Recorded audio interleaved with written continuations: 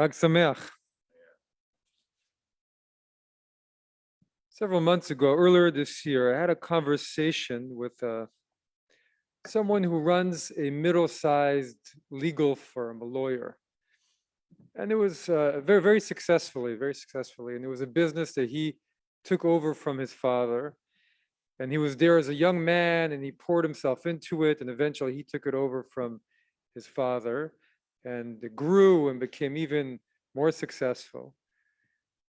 And now he's long past retirement age, but he's still working, not quite as much as he was before. He's in the background, behind the scenes. He was telling me how hard it is to find staff who will really pour themselves into his firm, who will pour himself into the work that he's doing.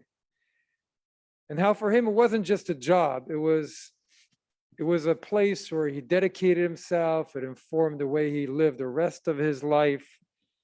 It was his father's business, and he, over decades, gave a lot to it, and it was part of his identity. And now the other partners are telling him, go easy on the new recruits. They are still learning the ropes and don't have too high expectations. And he says, but they just don't have the same dedication as they used to. All they want to hear about, the same ethic, all they want to hear about is what can they get out of it. Shavuot is our holiday of the Torah, it's the holiday of the revelation at Mount Sinai, of the receiving of the Torah. And it's also about the bikurim, the first fruits, as we read in our Musaf, in our Maftir Aliyah, Yom HaBikurim. This is a day of the bikurim. So what are the bikurim? The bikurim were when the farmers were asked to bring their first fruits and dedicate it to the temple. So it was an early summer.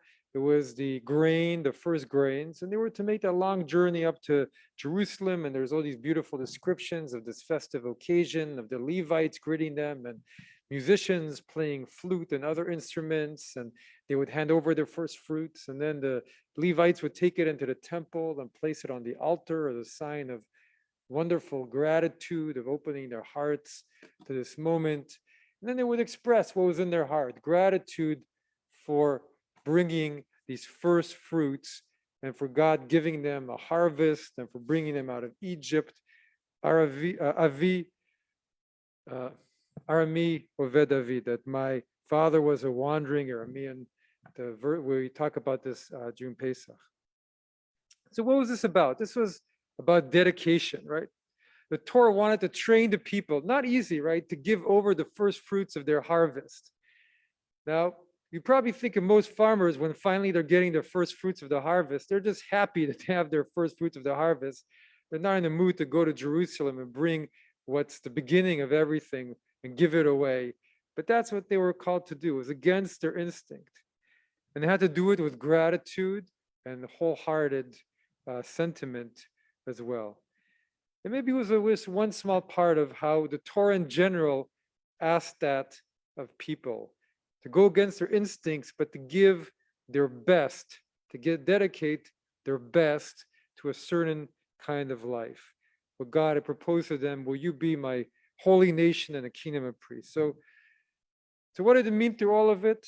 What is the Torah about? The Torah is really about dedicating yourself to something higher, not to mistreat a stranger, to love your neighbor as your very self, to give your energy to the tabernacle and to all our endless cycle of holidays and new month, to give your corners to the poor, as we read in the book of Ruth, your first fruit. And to say, I am so grateful that I have this, even though it's asking so much of me, I am grateful. And even when it didn't quite make sense, I was thinking about this in relation to my own little backyard garden that I have. I can say when my first veggies come up, I usually feel like eating them myself and giving them to my family. And it's out of the abundance that I usually will give out to others. That's just naturally how one tends to operate. But to give the first fruit really was a very special act, a measure of giving to a higher purpose. And maybe this is what it means to be a kingdom of priests. And it's also related to chosenness. What are we chosen to do? We were chosen for a special responsibility. And so during Shavuot, there's a midrash about the revelation, an infamous midrash, where God goes to all the nations of the world and he says, do you want the Torah? And they say, well, what's in it? And when they hear what's in it, they say, no, thank you. Until finally asked a small nation of slaves, and they said, Na'aseh v'nishma. We don't quite understand what it is, but we'll do it, and then we'll come to understand what it's all about. And it was all about responsibility, dedicating your life to something greater. And I remember as a child in Israel, I wasn't so aware of how much dedication was into it, living in Jerusalem. But when we moved to France, I became quite aware of what was involved. And for us, the way it worked was I couldn't go play sports on Shabbat, and I couldn't go if it involved going into a car, socialize with others.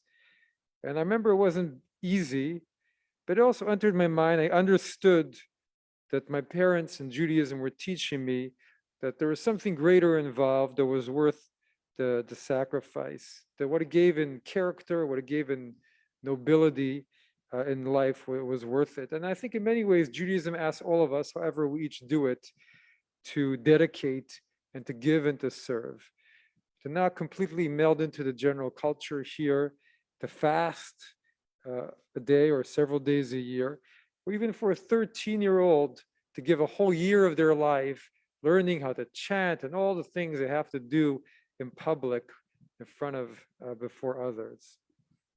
And I believe that my friend the lawyer, what he was talking about, he wasn't just talking about that they're no longer the same work ethic among the new generation.